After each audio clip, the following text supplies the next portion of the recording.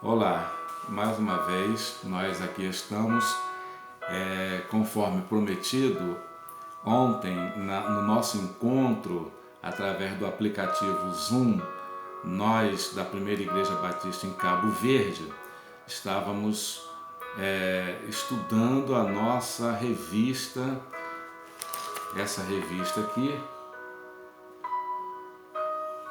e na lição 3 estávamos vendo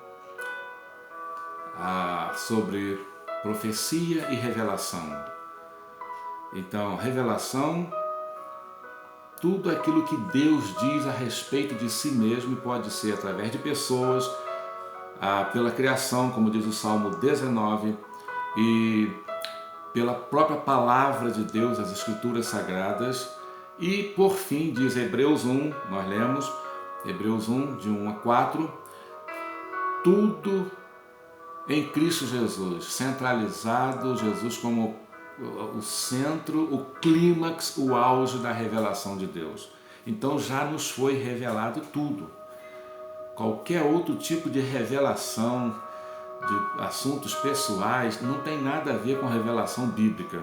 Revelação é quando Deus diz a respeito de si mesmo, se revela a sua pessoa, o seu caráter, como ele disse a Moisés: diga ao povo que eu sou. Então ela se encerra, se completa em Jesus Cristo. E profecia é a anunciação através de pessoas chamadas por Deus dos propósitos de Deus, ou do propósito de Deus, né? Que é a salvação, o chamamento da humanidade para o conserto, a reconciliação com Deus, a salvação em Cristo. Tudo isso é o propósito de Deus. Essa é a profecia. Ela pode se referir ao futuro, sim, mas sempre dentro dessa perspectiva da revelação do propósito de Deus, a anunciação do propósito de Deus. Então sempre vai ser no sentido de chamar o ser humano para o conserto com Deus, para a vida com Deus, para um ajuste da sua vida com Deus, ok? Isso é profecia. Então ela não se prende a detalhes. Quando os discípulos ouviram Jesus falar sobre o final dos tempos, da sua segunda vinda, eles perguntaram: quando? Ser humano, né? Curiosidade humana. Quando será isso? Eles queriam saber os detalhes. Jesus falou assim: a vós não compete saber os tempos e as estações. Mas infelizmente hoje tem muitos crentes sinceros, gente boa, que estão dando ouvidos a vários tipos de profecias que fogem desse caráter bíblico. Elas estão presas a detalhes, estão presas a tempos, estações, exatamente aquilo que Jesus disse que não era para nós procurarmos saber. Muitos estão querendo satisfazer a sua curiosidade em busca desses detalhes. Perde tempo, deixa de ser edificado, né?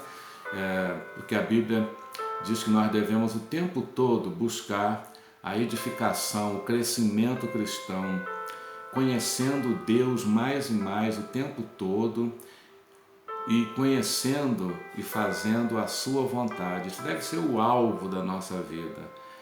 E nós ficamos de falar alguma coisa sobre uma coisa prática, né? Já que nós estamos vivendo um tempo de tribulação, de pandemia, de restrições, de confusão, né?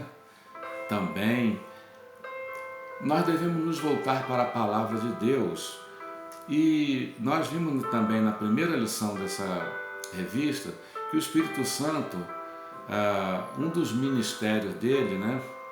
Uma das funções dele, do ministério dele, que é nos consolar. João 14:16, Jesus diz: eu rogarei ao Pai e Ele enviará outro Consolador, outro, igual a Ele, não é? Divino, é da Trindade divina. O Espírito Santo é Deus, enviado para nos consolar.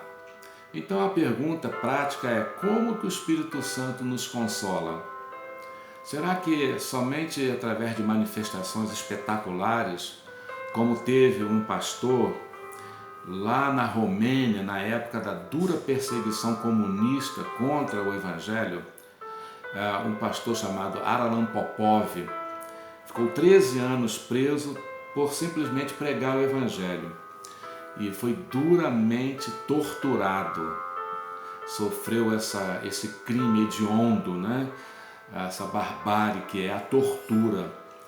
E teve um momento em que os verdugos estavam já quase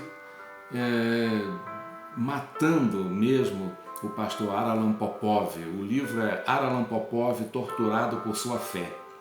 E naquele momento em que ele ia perecendo fisicamente, todo ensanguentado, todo deformado já de tanta tortura, ele viu um anjo do Senhor aparecer ali na cela, naquele lugar de tortura, e abanava, confortava ele. Ele sentiu um conforto, um alento tão grande. E ele ligou ao fato dele estar sendo torturado. Então ele foi para cima dos verdugos, dizendo: batam mais, me torturem mais. Porque ele achava assim: quanto mais eu for torturado, mais eu vou ser consolado, confortado. Que coisa, que experiência extraordinária. Mas será que o Espírito Santo sempre usa experiências extraordinárias assim para nos confortar? Não, ele usa várias formas, né? E nós hoje precisamos nos ater a um fato, uma verdade bíblica, de que o Espírito Santo atua de forma simples, diária, constante, nos consolando. Às vezes nós não percebemos, mas Ele está agindo, nos consolando, nos confortando. E eu vou mostrar aqui, convido os irmãos a abrir sua Bíblia na carta de Paulo aos Colossenses, Paulo, capítulo 4 de Colossenses. Paulo mostra o Espírito Santo confortando, consolando, edificando o seu ministério, portanto, a Igreja de Cristo, através de pessoas comuns, tá? Ele cita vários nomes de pessoas, eu não vou poder ler todo o capítulo 4 aqui, tá? Mas se você puder ler todo o capítulo 4, e o versículo 11 eu quero destacar porque tem uma palavra aqui que é uma palavra muito desconhecida e na nossa língua portuguesa não tem uma palavra que traduza exatamente o sentido, a riqueza dessa palavra. Colossenses 4:11 diz assim: e Jesus, conhecido por justo, depois dele citar vários nomes, ele conclui assim: e Jesus, chamado de justo, por justo, né? Os quais são os únicos da circuncisão que cooperam pessoalmente comigo pelo reino de Deus. Eles têm sido o meu lenitivo, o meu consolo, o meu conforto, o meu apoio, o meu incentivo. Tudo isso, essa palavra, e mais, né? Por isso que eu disse, em português nós não temos uma palavra para descrever toda a riqueza de lenitivo. E eu quero dizer para mim e para você, nós podemos e devemos ser crentes lenitivos, instrumentos nas mãos do Espírito Santo de Deus para levar a consolação de Deus a muitas pessoas, àqueles que vivem da pregação e do ensino do Evangelho, como Paulo vivia. Eles eram cooperadores. Eu quero dar aqui algumas qualidades dos crentes lenitivos, baseado em Colossenses 4. Eles eram perseverantes na oração, o capítulo 4 vai mostrar isso, você vai ler isso, perseverantes na oração. Eles eram pessoas de bom testemunho, aproveitavam todas as oportunidades para testemunhar da graça, do amor de Deus. eles usavam palavras agradáveis e temperadas, eles não atacavam os adversários do Evangelho, como muitos hoje fazem, até na televisão. Ele não atacava aquelas pessoas.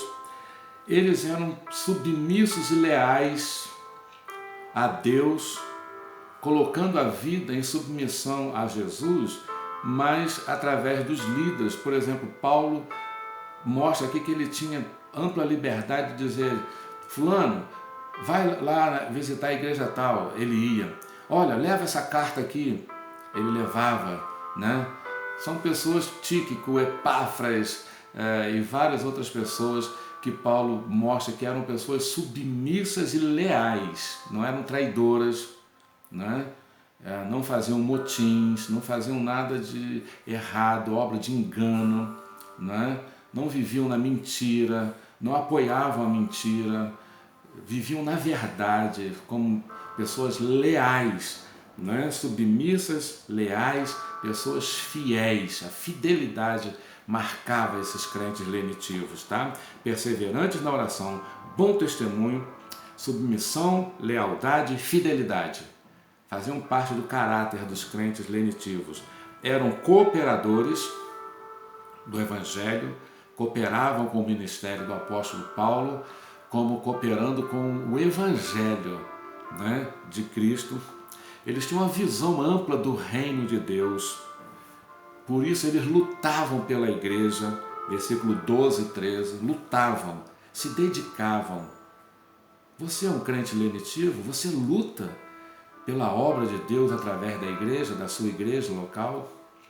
Você coopera com a sua liderança? Você é fiel? É submisso? É leal? Você serve de consolação em todos os tempos aos irmãos e ao seu líder, ao seu pastor, que vive na verdade, pregando e vivendo a verdade? Muita gente tem sido fiel por aí, fiéis, né? Pessoas fiéis a falsos mestres que não vivem na verdade do Evangelho. Eles conseguem a fidelidade. E aqueles que muitas vezes vivem e pregam somente a verdade da palavra de Deus, centralizados em Cristo, às vezes não contam com esses crentes lenitivos que apoiam, que cooperam, que chegam juntos. Que coisa, né? Devemos nos voltar para a palavra de Deus. Enfim, esses crentes buscavam a maturidade como objetivo de vida. Estavam sempre buscando a maturidade. Então, 5 coisas, olha. Perseverantes na oração, bom testemunho, submissão, lealdade e fidelidade, era o caráter deles, tá? Cooperadores do Evangelho, da obra do Senhor, a obra missionária, a obra do reino de Deus. Eles tinham visão do reino, tá? Como cooperadores. Eles lutavam pela igreja, dedicavam a vida pela igreja como cooperadores. E eles tinham a maturidade cristã como objetivo. Maturidade. Que Deus faça de todos nós crentes lenitivos. Como a igreja precisa de crentes lenitivos. Use a sua vida, seu testemunho.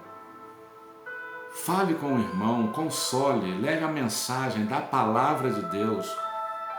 Seja um cooperador. Deus precisa contar ainda hoje muito mais com esses crentes lenitivos.